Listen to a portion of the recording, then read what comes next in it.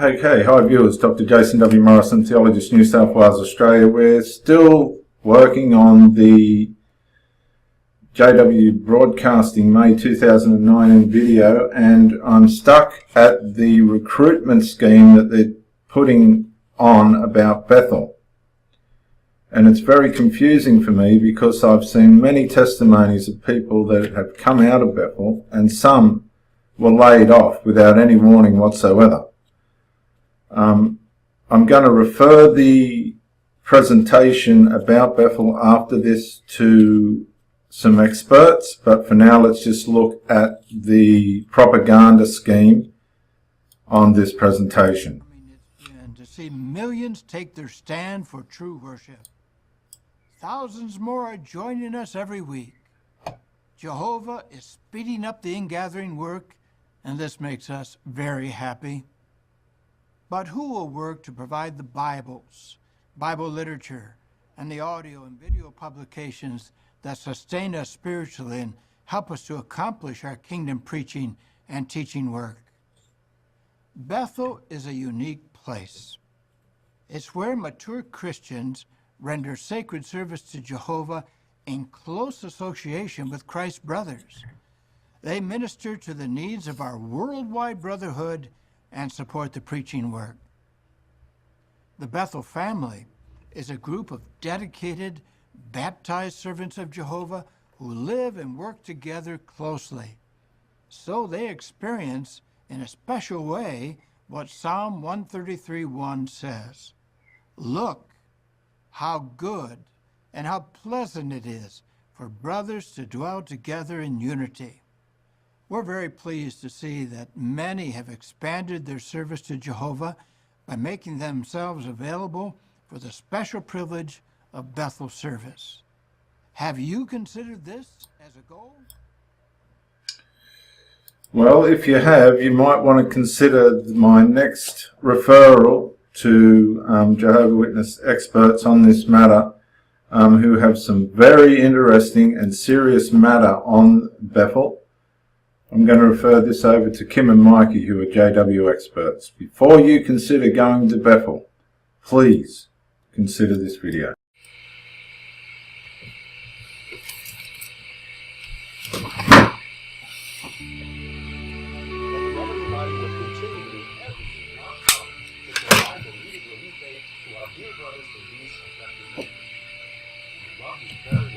And thank you for tuning in for this update. I wish you could help. Me too. Oh, I have an idea.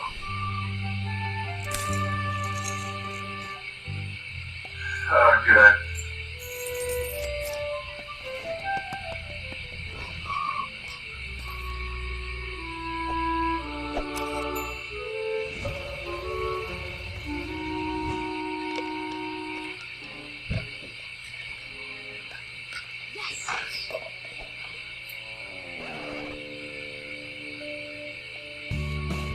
What is that, sweetie?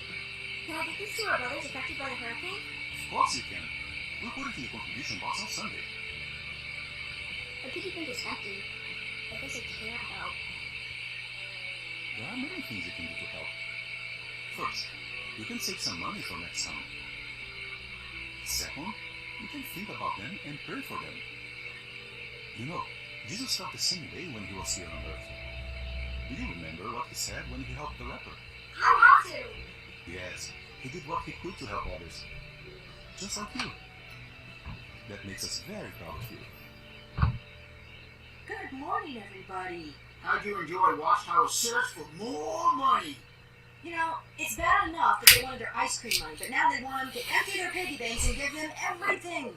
Well, it's just more evidence that's being provided that the Watchtower and Battle Crap Society will go to any length to control every single aspect of the Jehovah's Witness life, especially those that'll go to Bethel. Because what we have here is a letter from two ex-Bethelites, and they're going to describe what lengths the Watchtower and Babel, the demonistic side of Watchtower, will go to control every single, and I mean every single aspect of your life. Guys, when we read what we have, you're going to see just how dark Watchtower is. Trigger warning, guys. Okay, now, for those of you who don't know, we had done a video several years about the vow of poverty that they have to sign. And I know it's kind of small, so actually I'll just put the screenshot up here, but it's the vow of obedience and poverty. And when you go into Bethel, you have to read and sign this. Basically, sign your life away, literally. Yeah, Rob, you're signing more than that away when you read what we got. Order of Special Full-Time Servants of Jehovah's Witnesses. As an ordained minister who wholly dedicated to Jehovah God, I hereby express my solemn desire to be recognized as a member of the worldwide order of Special Full-Time Servants of Jehovah's Witnesses. The order, vow as follows. Now when you read, see the elder's letter, it's from the Religious Order of Jehovah's Witnesses. So it's a totally different corporation or part of Watchtower. It's like an octopus that get their testicles. I mean, there are tentacles everywhere.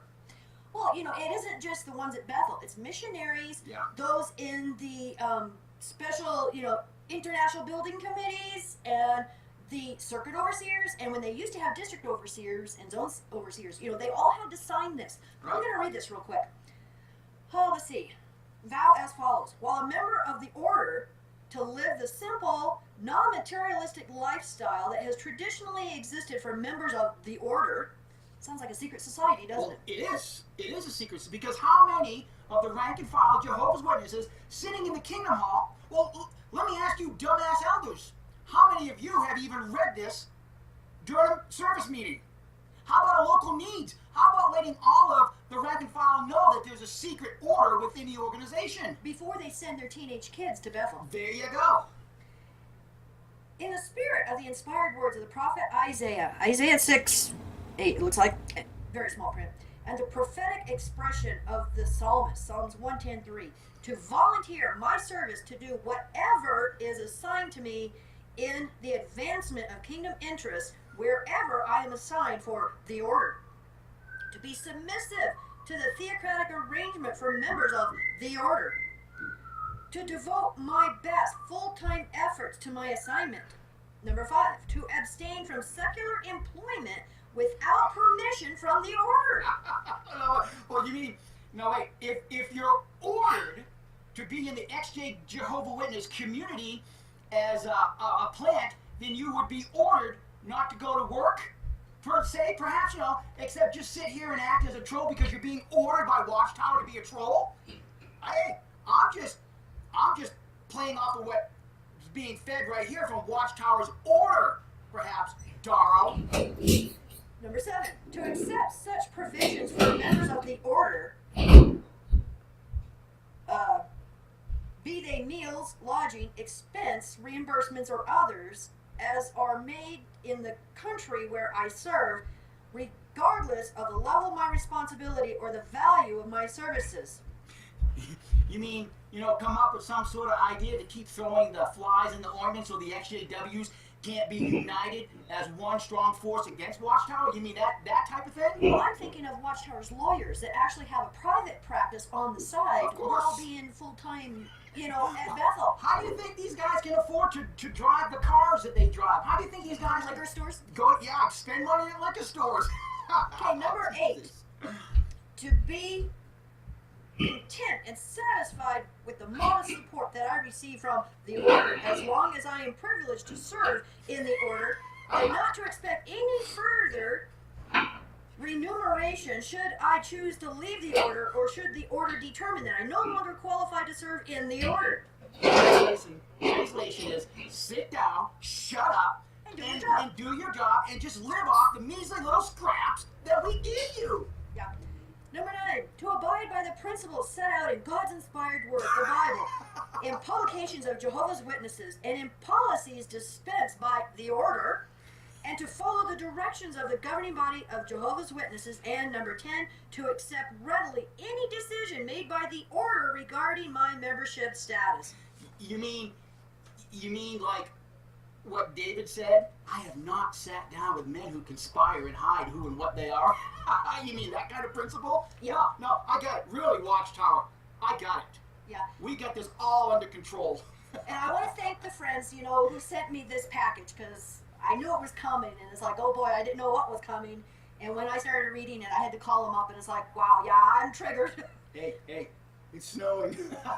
Look at this. Oh, good Lord. It's the 1st of May and it's snowing. Wow.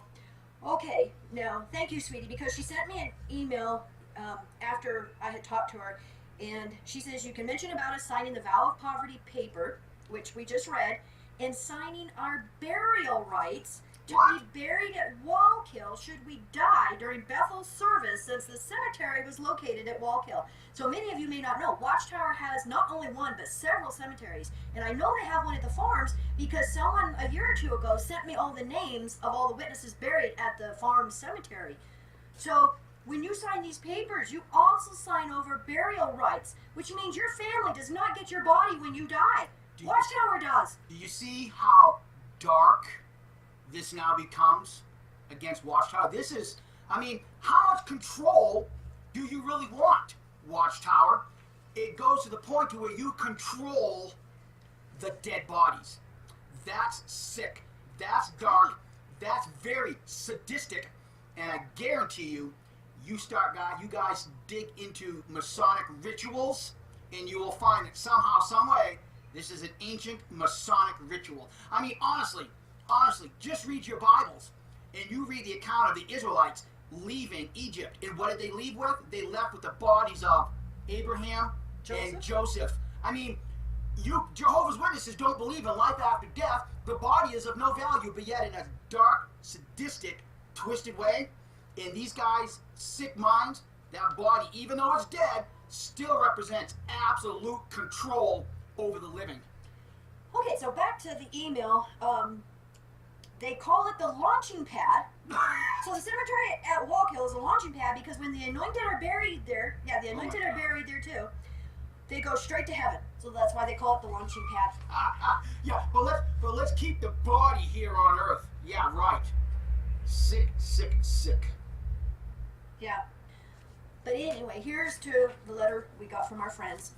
Now, for their protection, I'm not going to say which branch they were serving at or when, but it's been a few years back.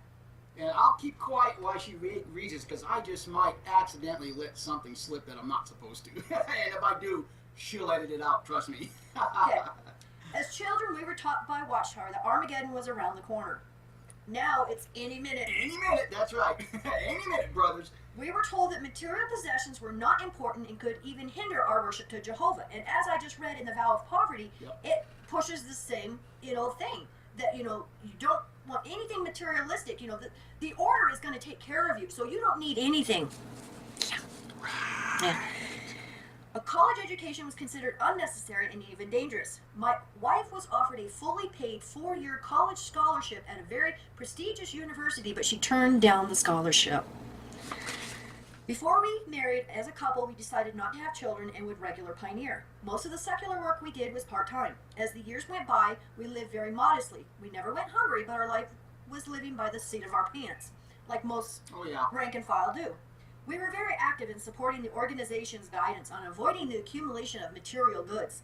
That was not difficult since we had very little. I remember Watchtower regularly citing Matthew 8:20 that said that Jesus had nowhere to lay down his head. Watchtower also cited Jesus' words at Matthew 6:19 when he said, "Stop storing up for yourselves treasure on the earth, where moth and rust consume and where thieves break in and steal." Since the world would soon come to its end, why worry about the future? Everything was going to be destroyed at Armageddon anyway. And I remember a couple of years ago on the regional convention, Anthony Morris gave a talk about storing things up in heaven instead of, he called it making a deposit in the bank of heaven. The bank of heaven, the heavenly bank, or some nonsense, some twisted, sadistic way of manipulating the mind. But obviously he has some money. Oh, yeah. As we entered into our 30s, we applied for Bethel service. We were shocked when we were accepted because we had no special secular skills. We sold everything we had. Our bed, lamps, kitchenware, TV, table, and chairs. Family and friends gave us a nice send-off and we traveled to New York. Here's where reality reared its ugly head. We came in with a large group of single brothers and a few married couples. In our orientation, we were told we would be taking a vow of poverty. We were told that Watchtower would handle our income tax filings and other related financial matters. Then came the shocker.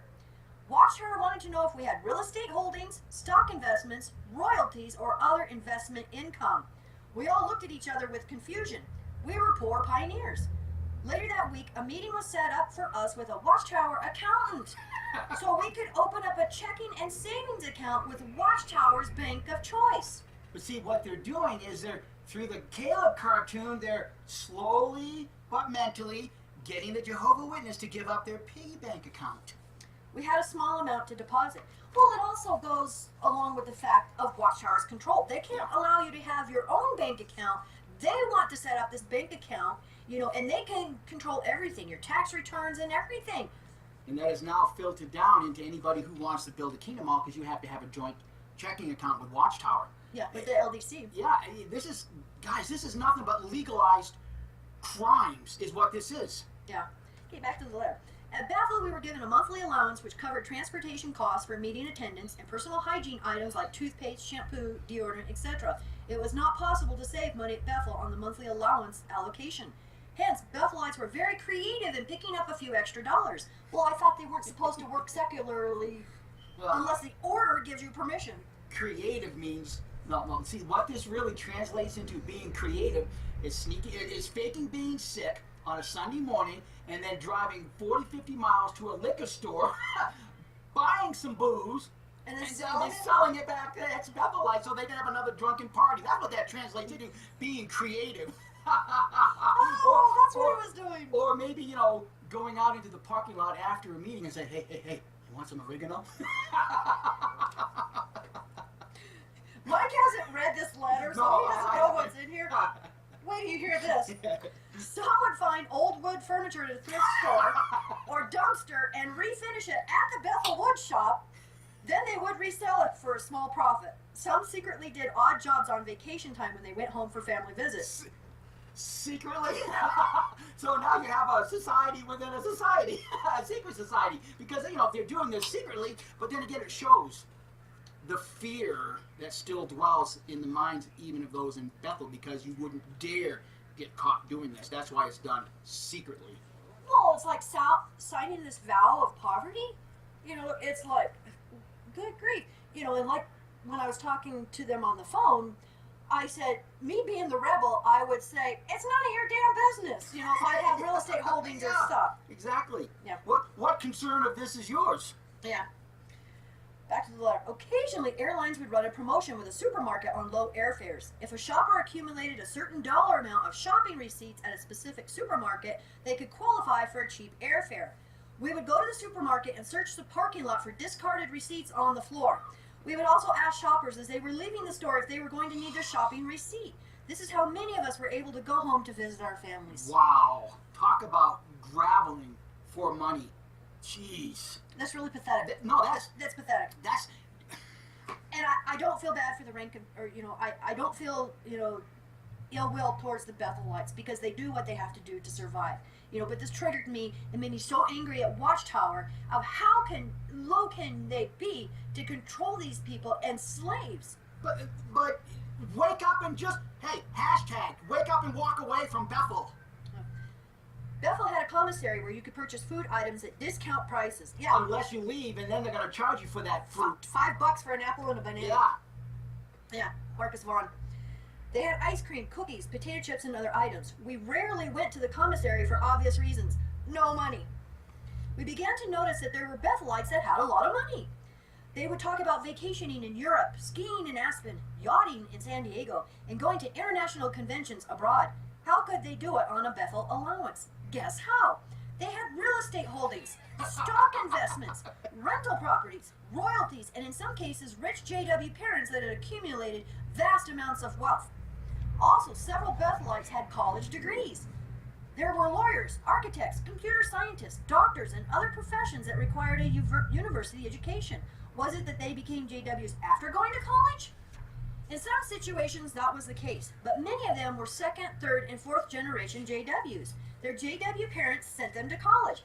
One Bethel supervisor told us his father insisted he go to college because he wanted him to take over the family business in the future. Read that again. One Bethel supervisor told us, His father insisted he go to college because he wanted him to take over the family business in the future. how many of you guys are willing to take a bet right now that that was a voting member on the board of directors in Pennsylvania? Now keep in mind, I haven't read this. I'm willing to bet that that family business is a Watchtower and Babel Crap Society. That's scary. Why? We later found out at an annual business meeting of the Watchtower Corporation that his father was a voting member of the Watchtower Bible Tract Society of Pennsylvania. Do we know this organization or what? I mean, Scary. like I said, guys, for Kim and I, with the amount of study and research that we've done, this is just second nature for us now.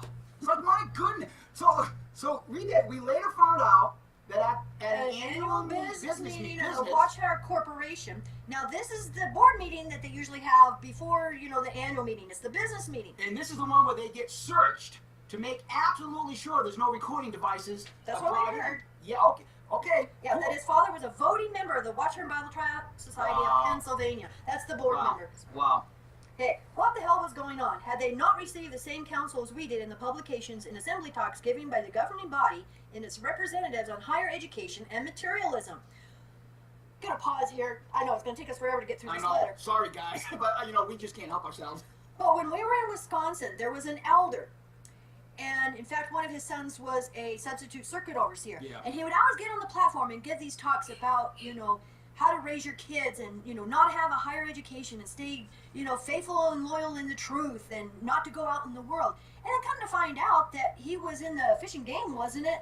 He had left the truth when he was young, got into fishing game, worked all those years, made a nice pension, Healthy retirement, guys. and then when he retired, he became a Jehovah's Witness or came back to the truth, and then he was loaded. Yeah, and so he's up on the platform giving counsel to the young ones what not to do. Don't do what I did. Yeah, that's real easy for someone to sit up there and hypocritically give advice, doing just the opposite of what he did. Because see, it's easy to get up there and say, don't go for this job, don't go for that job, when you've done that thing and your life is now secure until the day you die. But that don't work no more, not in this world. It don't work. Yeah, and I know we all have some hypocrisy in us. We're all imperfect. We're all humans. Well, just like someone did a video attacking us and then turned around and they're a very bad boy. Yeah.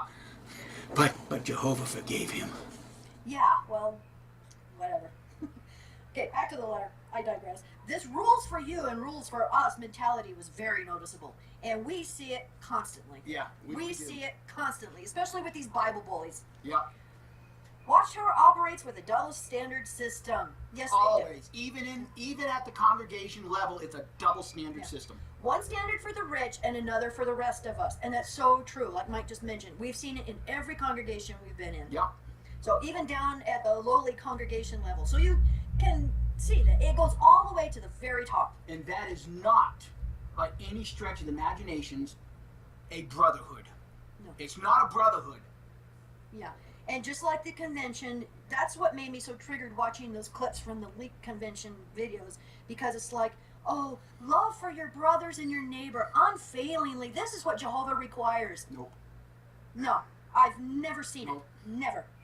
Back to the letter. I remember a Bethelite I worked with becoming very upset when he found out a spiritually weak witness he had grown up with, who had run off to college, was now a highly respected Watchtower lawyer. There it is.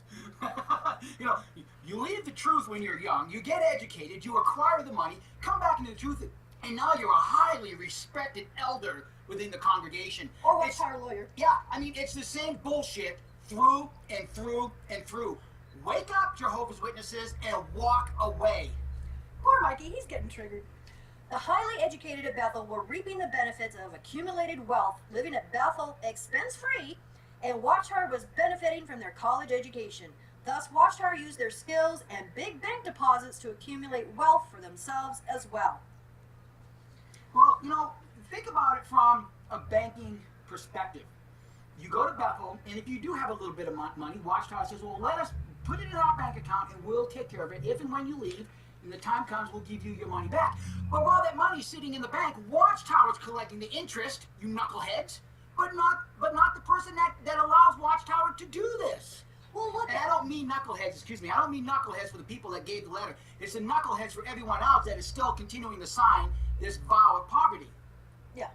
Yeah, and especially the young teenage kids that don't know what they're doing. Yeah, exactly. You know, do they, say, hey, mom and dad, I think I need a lawyer to look at this letter to see what I'm signing away. Yeah, no, they won't do that because they've been tricked and deceived into giving their explicit trust in Jehovah's organization. Yeah. Yeah. See, and we also did a video years back about, the list they have of hotels and rental cars when you go visit Bethel, and take these tours and stuff.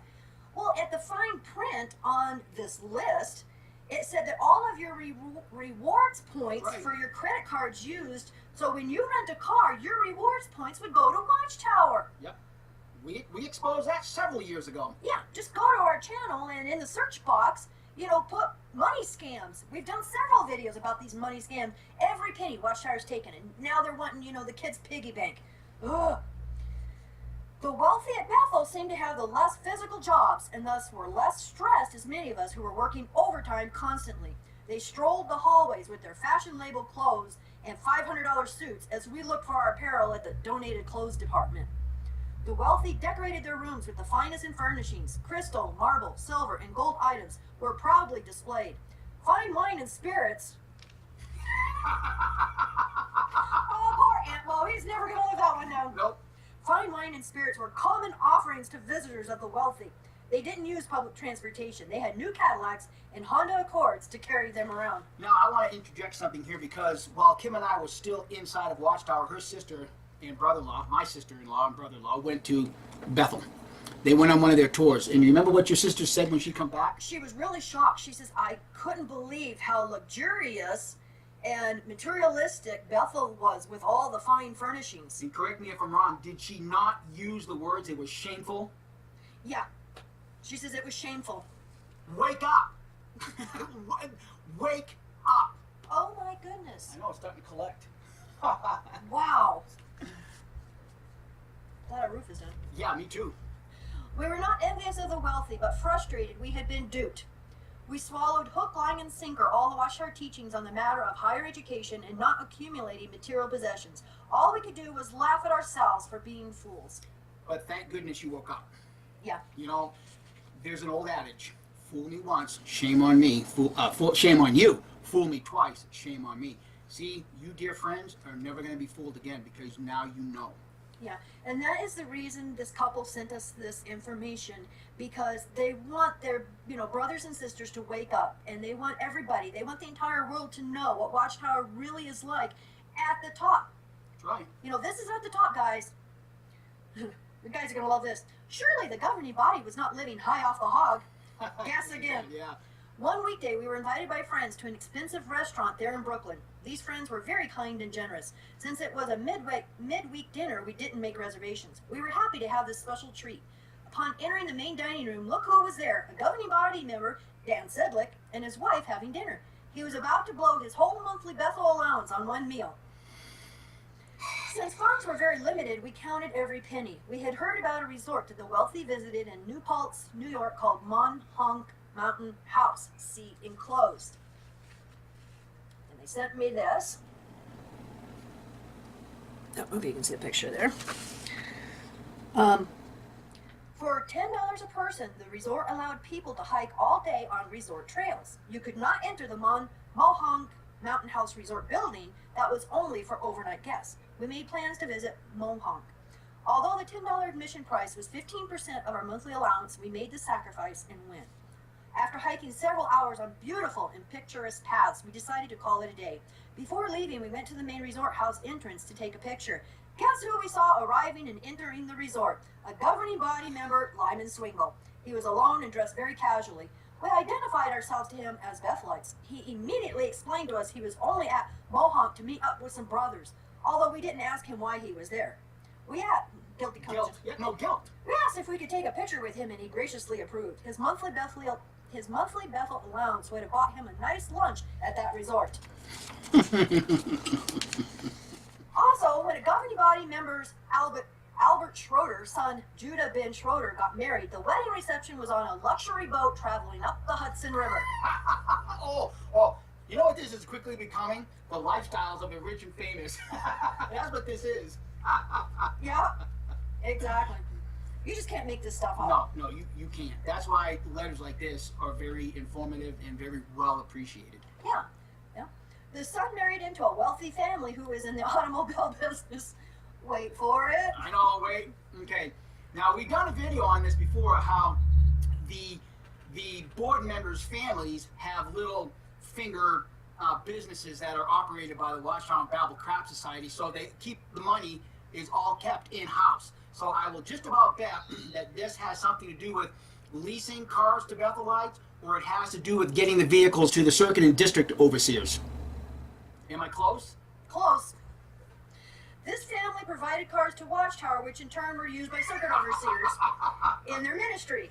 Now, we know that there's even a website, Circuit Overseer Cars for Sale, that you can go there and you can buy these cars. Yeah. So it's a win-win situation because, you know, the wealthy family that donates the cars is a tax write-off for them. Watchtower can turn around and sell these cars and get the money. Well, we've been in a couple of congregations where, you know, the wealthier elders were driving used circuit overseer or district overseer cars.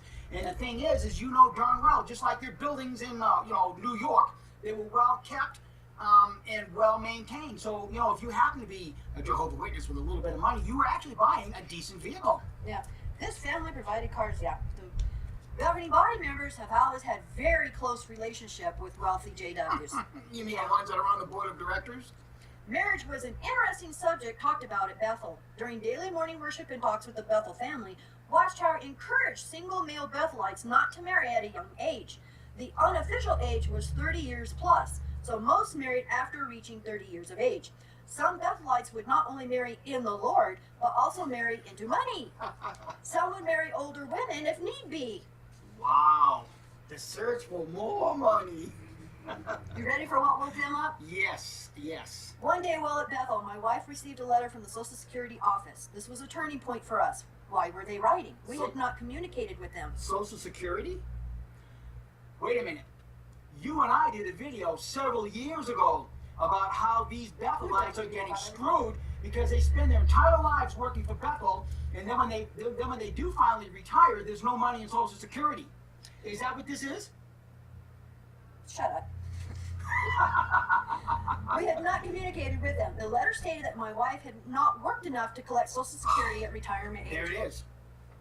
There it I is. think you peeked at this letter. No, I haven't read.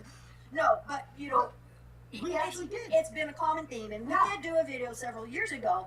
And if I remember right, there was a little problem with the Social Security office. And Yes, because Watchtower wasn't collecting. they were That's not. right. Watchtower was not collecting money, you know, to pay into the retirement and workman's That's comp. right. They weren't paying That's workman's right. comp, and if I remember right, I'd have to go back and watch Yeah, the video. But but there I was think something you're about the IRS and Social Security office that Watchtower wasn't doing, so they had to change all that. Yeah. Yeah. You know, we've covered a lot over the past several years, haven't we? Well, the last time I was on our video dashboard, we had like 1,200 videos, Oh, jeez. or at least like 1,100 or something like that. And that doesn't include what we still have on our first channel that we still need to upload. And I wanted, before I forget, I want to thank everybody so much who have watched our videos, because when I was on the dashboard, and it was some other problem that I was taking care of, but on the dashboard, I happened to notice that with all of our videos, we've had 8.5 million views on our videos. So thank you Are you guys. serious? I kid you not. I don't remember the other numbers, but it was 8.5? 8.5 million views on all of our videos. I would have never guessed. I would have I never was guessed shocked. that. Holy crap. I was shocked. Wow. And then like the So top video of I think it's called JWs are in trouble or Watchtowers in trouble, something like that. It has had almost 200,000 views. Wow. What were you gonna say? So if Watchtower still claims that they have 8 million Jehovah's Witnesses, and that's one view per Jehovah's Witness around the world, ain't it? We digress. Thank you, guys. Yeah. They advised her how many quarters of employment she needed to qualify. A few days later, the same Watchtower accountant who did our orientation when we first arrived at Bethel 4 years previously confirmed my wife's Social Security retirement status. That was a wake-up call. We needed to leave Bethel and prepare for retirement. That we did. The last month at Bethel, I was actually shunned by Bethel management for having decided to leave. Wow. How dare they think of themselves? 4 years of service, nothing in retirement, and now you want to go and leave? Wait a minute. See, the problem with the friends writing this is that you didn't believe Armageddon was coming minutes away. You need to stay in the safety of Jehovah's organization if you want to survive Armageddon. To hell with retirement, because, you know, Armageddon is just minutes away. See, that was your real problem. That's been all of our problems. Well, I was going to say, you know, I was told that I was not going to finish high school. Well, good Lord, now I'm going to be 56 next month, or next week. Look at what we did when you and I got married. Oh, we'll never have children in this system. And things 4 years later, here comes our wonderful daughter. Oh, she'll never go to school in this system. Well, years later, she graduated. Well, she graduated. And oh, she'll never get married in the system. And then several years after that, she got married. And then it's like, well, we'll never have grandkids in this system. And we're at the age where we're going to have grandkids, even if they are adopted. It's a snare and a racket, friends. You weren't supposed to grow old in this system. And you're growing old. Yeah, just look at all the gray hairs. Get back to it. Hey, there isn't any amount of grease in Formula 44 that's going to change this color. People were afraid to leave. Yeah, that's the fear. That's the control. Several asked us how we mustered up the courage to turn in our separation letter. Our 4 years of hard work on behalf of Watchtower meant nothing to them. And that's the reality of the Watchtower Babel Crap Society. You mean nothing. That is unless you die at Bethel, and then your body means something. Your corpse means something. Yeah. Now here is the reason. We share this experience for several reasons. JWs need to know what is going on behind the scenes. As Watchtower counsels against a college education and accumulation of wealth, they do the opposite. They accumulate vast amounts of real estate and stock portfolios. As beneficiaries, Watchtower inherits life insurance policies and property of all kinds from wills and family trusts of deceased Jehovah's Witnesses. We were told by Bethel Heavy, someone who has a lot of influence, that wills and trusts were a strong revenue of Watchtower. And I happen to know my childhood friend. They were multimillionaires. They were into gas and oil. And everything is going to the Watchtower. Her daughter could really use the money because, you know, she works 12-hour shifts and they do nothing to help her. And all of the money is going to Watchtower. Makes me sick. As they counseled against higher education and materialism, they turned a blind eye when their favorites were involved. Right. Watchtower sucks the lifeblood out of the poor brotherhood and are constantly asking for more money. And that's why we put the clip at the beginning. Yep. Older generation witnesses are living in poverty because they believe Watchtower and didn't prepare for the golden years. There are JWs that are homeless. I know of a sister who, as a single parent, was so desperate she became a Mormon to get much needed financial assistance. Obviously, she was disfellowshipped for apostasy. And then, like you seen at the beginning of the clip, Caleb and Sophia are sitting there watching the disaster relief that Watchtower does, and oh, it just makes you feel so warm and fuzzy.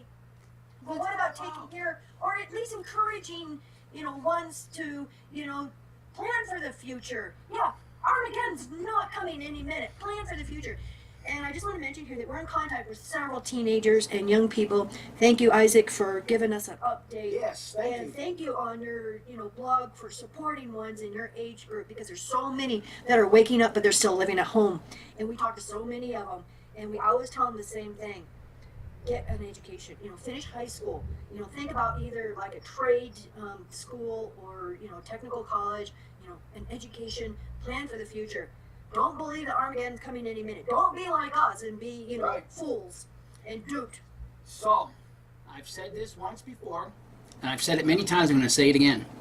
Be very careful how you use that book, the Bible, because if you use it in a way to manipulate people, it belongs to our adversary. If you use it as a means of freedom, then it belongs to the person of freedom. Now think about how Watchtower has used the illustration of the widow's mite when you heard all of this. Yeah. Watchtower is a money-making, nonprofit real estate conglomerate with a massive legal department of lawyers masquerading as a religion. Now remember, guys, this is from someone who was at Bethel and saw all of this. This is what they're telling you.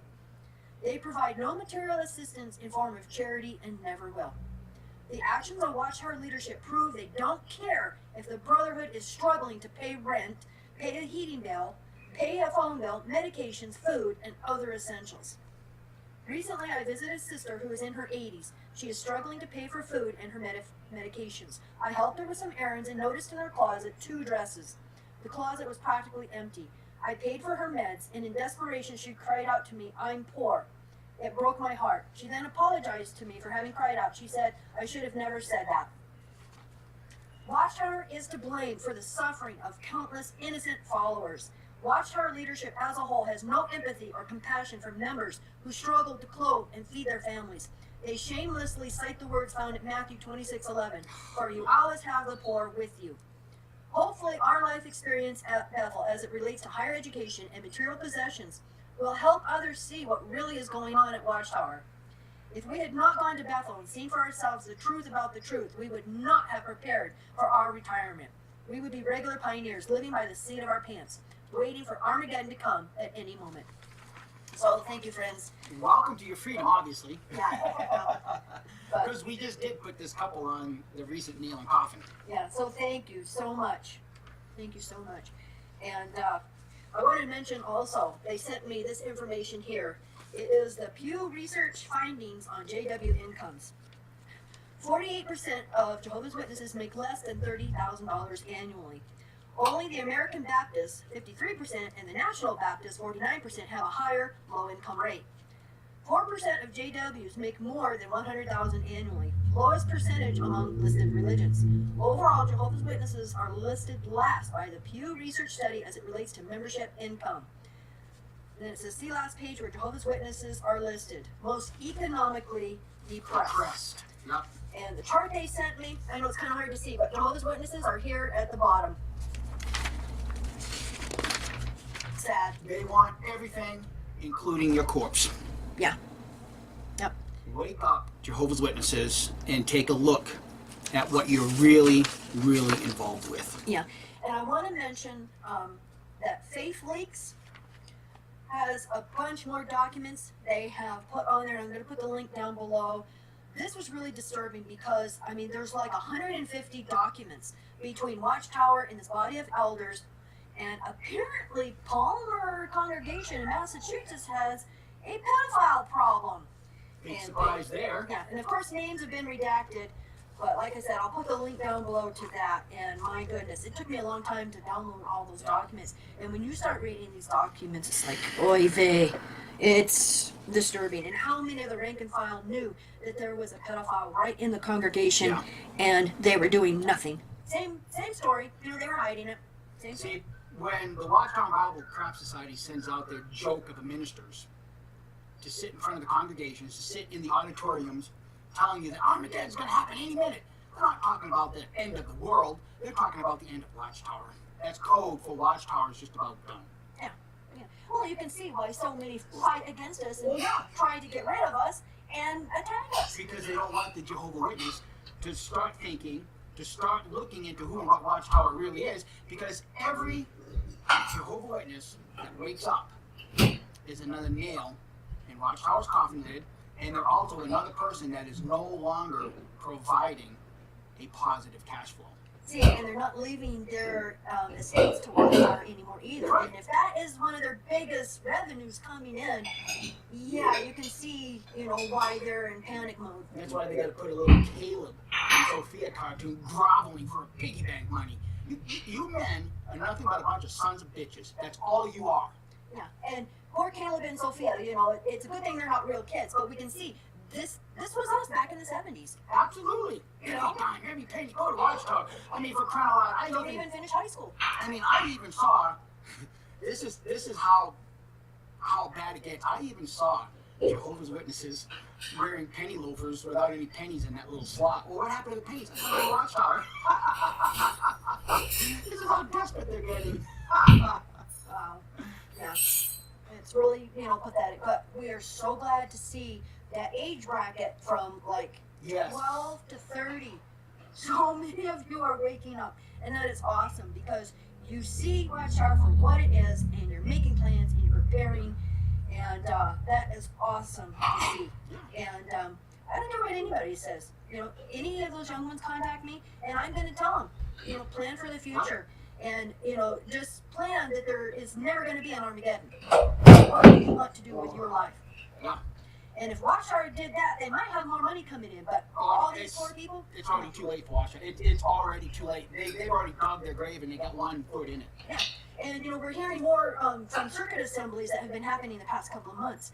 And out of the attendance, most of the baptisms are either older people over 60 or young ones under 16 who are threatened not being able to get their driver's license until they get baptized. Yeah, and pressure from the parents. Exactly. So, then you've only got the older ones. So that whole age bracket, from like teenager, up to family age, where they have young children, is disappearing. Yep. And I think it's because of YouTube and the internet. I'm convinced it's because of YouTube. I really am. Because, not everybody has the time to sit down and read. But everybody can put a little earphone while they're working at the computer and listen to a YouTube video. Yeah. Yep. That's how damaging YouTube is. And that's why, in a lot of cases, YouTube is now censoring the conservative voices. That's why they're making sure people are getting kicked off. That's why even YouTube is cracking down on what could be copyrighted videos, because at the very beginning of this, we wanted to use a clip from a Mel Brooks movie, Spaceballs, was it, or something like that, where, The search for more money. The search for more money, because what Kim has discovered is that some of our older videos are now being taken off of YouTube because we've used short clips like that. So YouTube don't give a damn about the fair use notice. They don't give a damn. This is how far the freedom of censorship. speech. Yeah, this is how far they're going with all of this. Is that they don't give a damn about free speech or the law regarding the copyright law. Yeah. So I want to thank all of you so much who are sending cards and birthday gifts. I appreciate it. Yeah, next week, the 1956. But I did just have my annual at the doctor's office, and she says I'm in great shape. Except for the little lung problem, I'm in really good shape. Had everything tested, and I'm doing okay. So, yeah. So that was a relief to get that. And I want to thank everybody so much. So many of you have offered to host our website, and we really appreciate it. The kindness and, consideration and wanting to help out has just been overwhelming. So we appreciate it. There's a couple of options that we're looking at right now, and when I get a chance, I hopefully will get the website back up and running. And I'll have to go through everything, because we know Watchtower is cracking down on anything that is on websites or YouTube or anything. I was even a little concerned about even just using the Caleb cartoon at the beginning. So, let them come after me. That's the thing. We've stood face to face with this giant when they gave us 9 copyright strikes, and we said, "Come after us, boys." Because remember, friends, that was copyright strikes from who? Where? Pennsylvania. Right from the puppet masters themselves. And I appealed all of them. And, we did have to take down the drama, about Lot's wife, but everything else was restored. And what was so pathetic about Watchtower's attempt at that is one of the copyright strikes was a talk that one of the governing body, I think it was AMTMO, gave, and the recording we had was from someone in the audience. It wasn't even a Watchtower video. Right. Oh, hey, come on, Watchtower. We stood up to you once, and we'll stand up to you again, because the fear that you tried to make dwell in our lives for the rest of our lives is no longer there. Yeah. It's not there. And so what if you get a subpoena to find out who we are? You know who we are. You know. You gotta go to Mexico and fight us. Yeah, please. Cowards. That's what they are. Yeah, greedy. I better go before I start fighting. Thank you so much, everybody, for watching. Thank you so much for everything, your subscribers and your views. Yes. 8.5 million views. And thank you to our dear friends who sent us this letter. We appreciate it. And, thank you for, having the courage to speak out and tell us what you saw. And I know you saw more, but you can't say anything right now at this time. So we look forward to, the day that you're free totally and can come out and, say all the stuff that you saw. Maybe at that point we'll do a Skype video with them. Who knows? Yeah. Who knows? Yeah, exactly. So thank you, and you'll have a wonderful day. We love you. Bye.